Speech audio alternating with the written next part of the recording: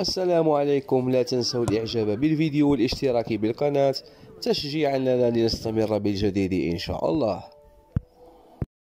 رباعي برشلونة مهدد بالغياب عن الكلاسيكو.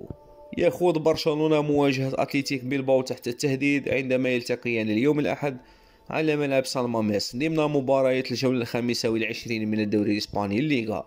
وبحسب صحيفة سبورت الإسبانية فإن برشلونة بات مهددا بفقدان الرباعي سيرجيو بوسكيتش، فرانكيسي، رافينيا وفيران توريس أمام ريال مدريد في حال حصول أي منهم على بطاقة صفراء اليوم ضد بيلباو. ويلتقي برشلونة مع ريال مدريد يوم 19 مارس على ملعب سبوتيفاي كامب نو. جدير بالذكر أن رباعي الفريق الكتالوني المذكور حصل كل منهم على 4 بطاقات صفراء قبل مواجهة بيلباو. وأشار سبورت إلى أن تعيين الحكم جيل مانزانو لإدارة المباراة قد لا يلعب لصالح الفريق الكتالوني، لأنه من طرد روبرت ليفاندوفسكي وجيرار بيكي ضد أوساسونا.